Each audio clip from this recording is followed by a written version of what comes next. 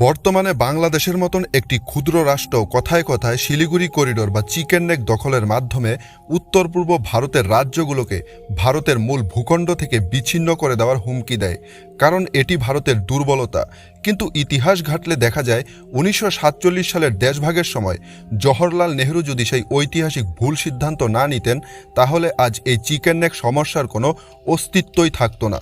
কারণ দেশভাগের পর 14ই আগস্ট থেকে 21শে আগস্ট দুপুর 2টো পর্যন্ত ভৌগোলিক দিক থেকে অত্যন্ত গুরুত্বপূর্ণ পার্বত্য চট্টগ্রাম ছিল ভারতের অংশ।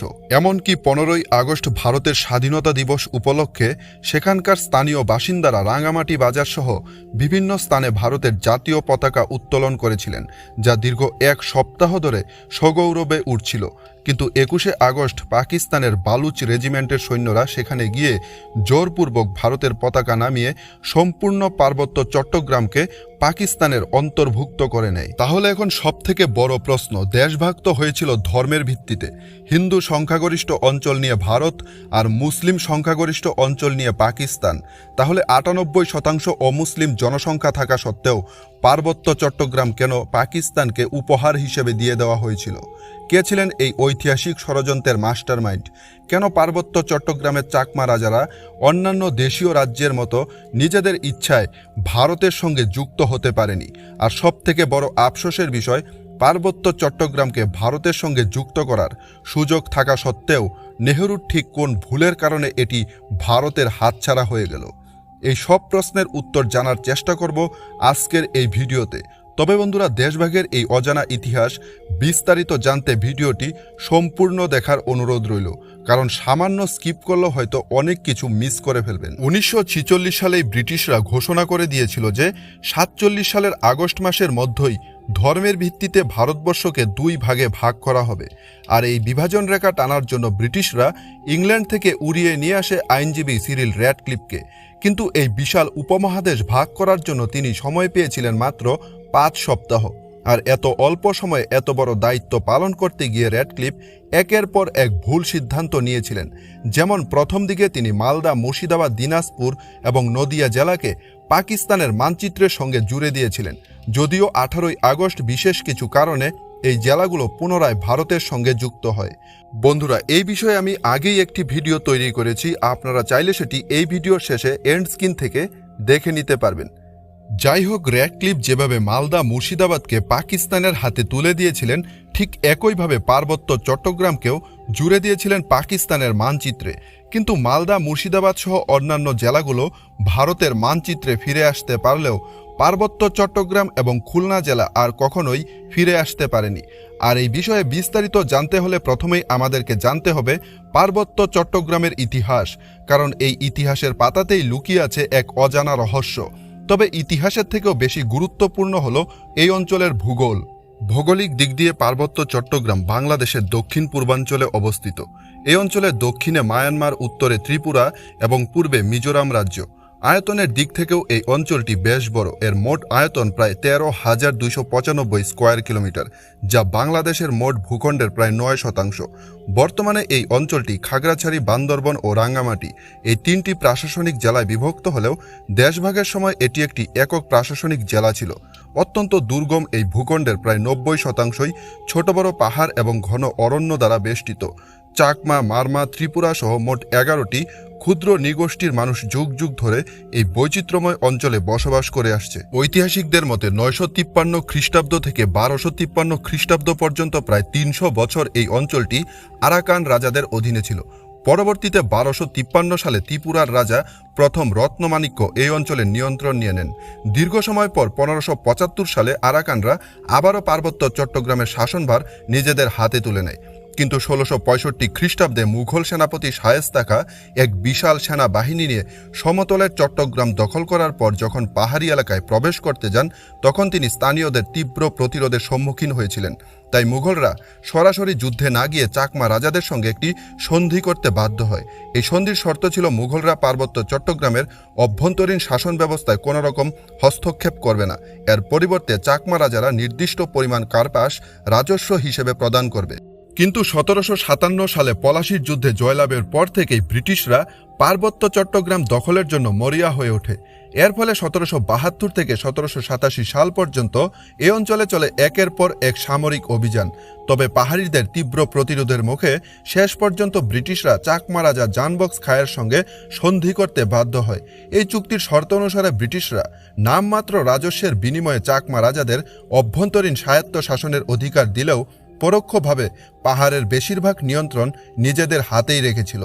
পরবর্তীতে এই অঞ্চল শাসনে তারা এমন কিছু আইন ও নিয়ম চালু করে যা 160 বছর ধরে বহিরাগতদের প্রবেশ ঠেকানোর জন্য পাহাড়ের মানুষদের রক্ষা কবচ হিসেবে কাজ করলেও দেশভাগের সময় এই আইনগুলোই পার্বত্য চট্টগ্রামের ভারতভুক্তির জন্য সবথেকে বড় সমস্যা হয়ে দাঁড়ায়। তবে 1787 সাল থেকে 1860 সাল পর্যন্ত দীর্ঘ সময় ব্রিটিশরা পার্বত্য চট্টগ্রামের অভ্যন্তরীণ শাসন ব্যবস্থায় তেমন কোনো হস্তক্ষেপ করেনি। কিন্তু 1860 সালের পর থেকেই তারা এই অঞ্চলের প্রশাসনিক নিয়ন্ত্রণ নেওয়ার জন্য তৎপর হয়ে ওঠে। ওই বছরই ব্রিটিশরা অবিভক্ত চট্টগ্রামকে বিভক্ত করে পার্বত্য চট্টগ্রাম ও চট্টগ্রাম নামে দুটি পৃথক জেলা গঠন করে। এর মধ্যে সমতল অঞ্চলটিকে একটি নিয়ন্ত্রিত জেলা হিসেবে বাংলার সঙ্গে যুক্ত করা হয়। অন্যদিকে দুর্গম পাহাড়ি চট্টগ্রামকে ব্রিটিশ ভারতের গভর্নর জেনারেল ইন কাউন্সিলের অধীনে একটি অনিয়ন্ত্রিত জেলা হিসেবে রাখা হয়, যেখানে স্বায়ত্ত শাসন ছিল অত্যন্ত সীমিত। এই প্রশাসনিক পরিবর্তনের ধারাবাহিকতায় পার্বত্য চট্টগ্রামকে চাকমা, বোমাং এবং মং এই তিনটি সার্কেলে বিভক্ত করা হয়, আর প্রতিটি সার্কেল শাসিত হতো আলাদা আলাদা রাজাদের দ্বারা। এরপর 1900 সালে সিএসটি রেগুলেশন আইন করে ব্রিটিশরা পার্বত্য চট্টগ্রামকে একটি সংরক্ষিত এলাকা হিসেবে চিহ্নিত করে 1935 সালে একে ঘোষণা করা হয় সম্পূর্ণভাবে একটি বহিষ্কৃত অঞ্চল হিসাবে। এই আইনগুলো পাহাড়িদের উন্নয়ন এবং সুরক্ষার গ্যারান্টি দিলেও খুব শীঘ্রই ব্রিটিশদের আসল চেহারা বের হয়ে আসে। এই সময় পাহাড়ি রাজাদের ক্ষমতা ধীরে ধীরে কমতে শুরু করে। তখন তারা শুধু নামমাত্র রাজা হিসাবে খাজনা আদায়ের কাজটুকু করতেন। বড় কোনো সিদ্ধান্ত নেওয়ার অধিকার তাদের আর ছিল না। শাসনের মূল চাবিকাঠি চলে যায় ব্রিটিশ ডেপুটি কমিশনারদের হাতে। এখন আসি ভিডিওর মূল আলোচনায়। পার্বত্য চট্টগ্রাম কেন ভারতের সঙ্গে যুক্ত হতে পারল না এবং নেহরুর সেই ঐতিহাসিক ভুল সিদ্ধান্ত কী ছিল?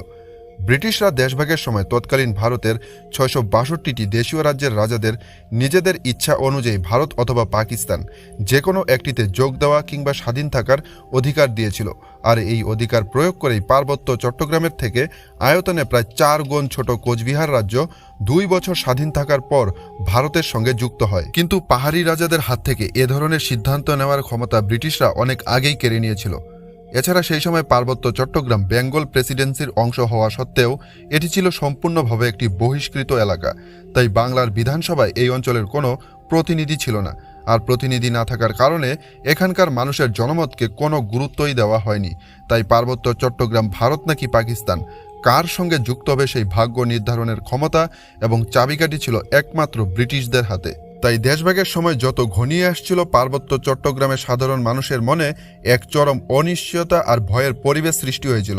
তাদের আশঙ্কা ছিল যদি এই অঞ্চল পাকিস্তানের সঙ্গে যুক্ত হয় তাহলে পাহাড়ের মানুষের নিজস্ব কৃষ্টি সংস্কৃতি মারাত্মকভাবে ক্ষতিগ্রস্ত হবে এবং বিপন্ন হবে তাদের ধর্মীয় স্বাধীনতা। এখানকার মানুষের দাবি ছিল স্পষ্ট, যেহেতু তাদের ভাষা, সংস্কৃতি ও ধর্মের সঙ্গে ভারতের মিল রয়েছে তাই তারা ভারতের সঙ্গেই যুক্ত হতে চায়।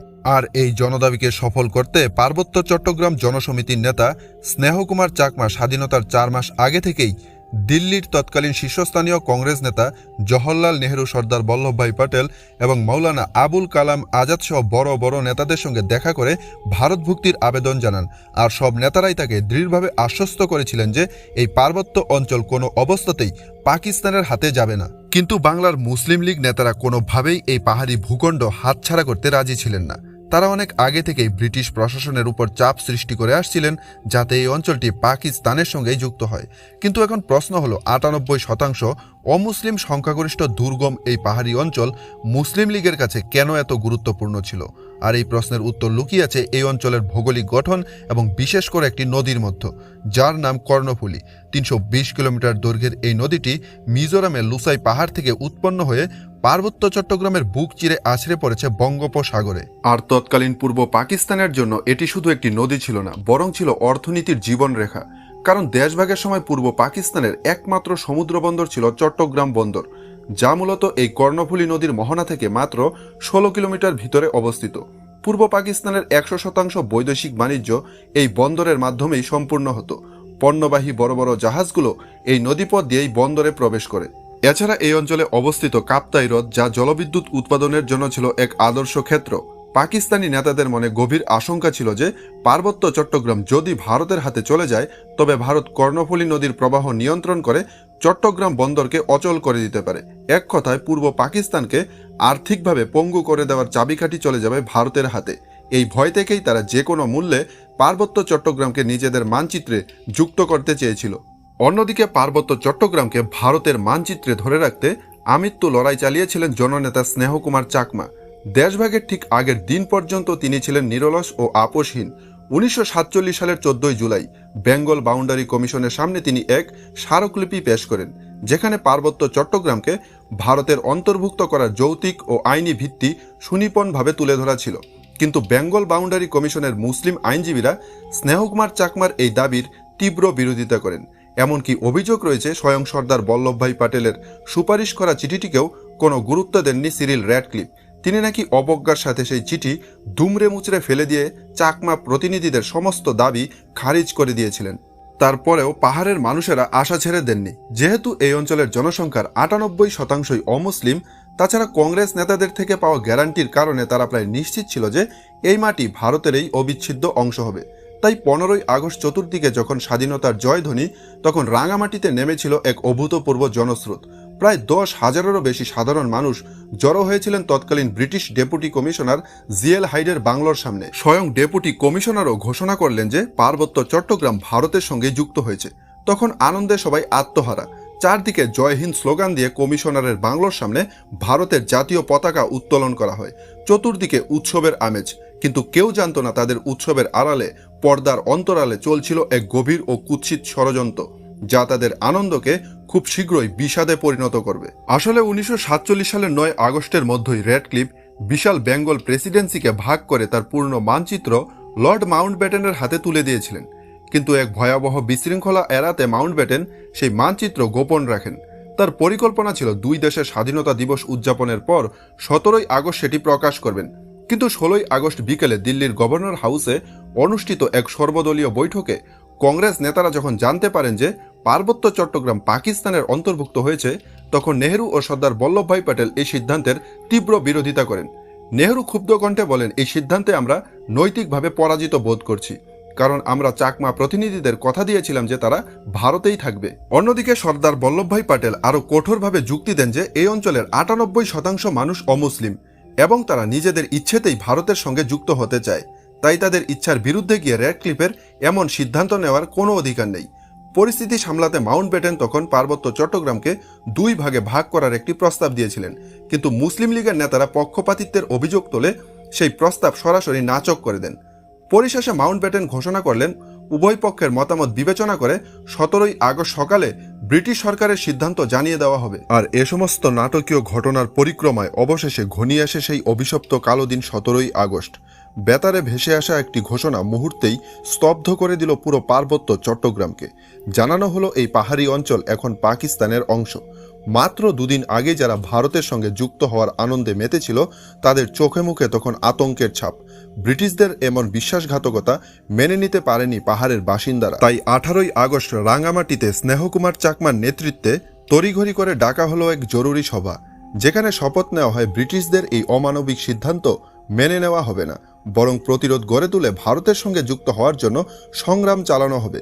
কিন্তু 21শে আগস্ট পাকিস্তানের বালুচ রেজিমেন্টের সৈন্যরা পাহাড়ে প্রবেশ করে বলপূর্বক ভারতের জাতীয় পতাকা নামিয়ে পাকিস্তানের পতাকা উত্তোলন করে সম্পূর্ণ পার্বত্য চট্টগ্রামের নিয়ন্ত্রণ নিয়ে নেয়। এরপর শুরু হয় পাকিস্তানি বাহিনীর নির্মম নির্যাতন ও ধরপাকড়, যে কারণে জননেতা স্নেহকুমার চাকমা বাধ্য হয়ে গোপনে মিজোরাম ও আসাম হয়ে কলকাতায় পাড়ি জমান এবং সেখান থেকে তিনি সরাসরি দিল্লিতে গিয়ে ভারতের তৎকালীন স্বরাষ্ট্রমন্ত্রী সর্দার বল্লভভাই প্যাটেলের সঙ্গে সাক্ষাৎ করে সামরিক সহায়তা প্রার্থনা করেন।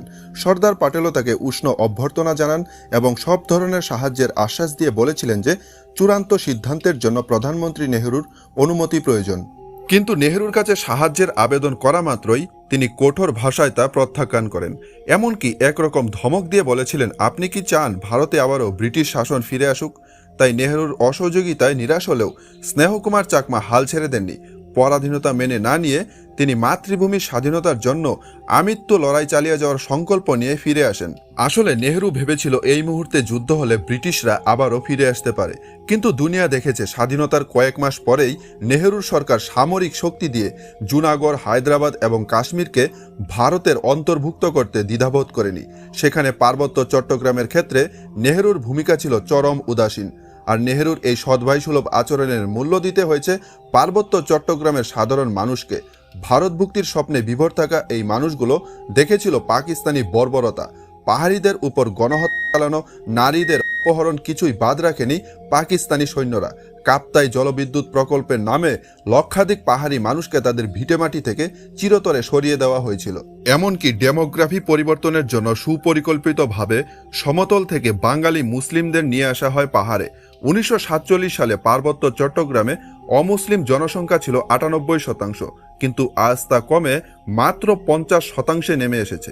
পার্বত্য চট্টগ্রামের মানুষের প্রতি এই নিষ্ঠুরতা শুধু পাকিস্তান আমল পর্যন্তই সীমাবদ্ধ থাকেনি, বরং এই অঞ্চল বাংলাদেশের অন্তর্ভুক্ত হওয়ার পরেও পাহাড়িদের বহন করতে হয়েছে ভয়াবহ সব ট্র্যাজেডি। বিশেষ করে 1984 সালের ভূষণছড়া হত্যা এবং 1992 সালের লোঙ্গা গণহত্যা, এই দুটি ঘটনায় হাজার হাজার নিরীহ পাহাড়ি প্রাণ হারিয়েছিল।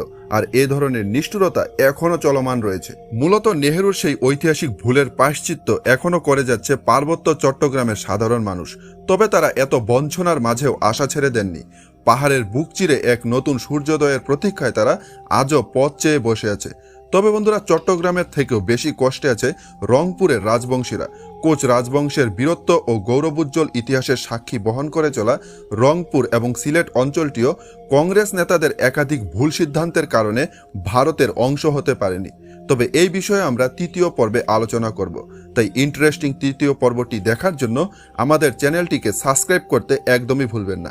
দেখা হবে নেক্সট ভিডিওতে। ততক্ষণ পর্যন্ত বাই বাই বন্ধুরা। জয় হিন্দ, জয় ভারত।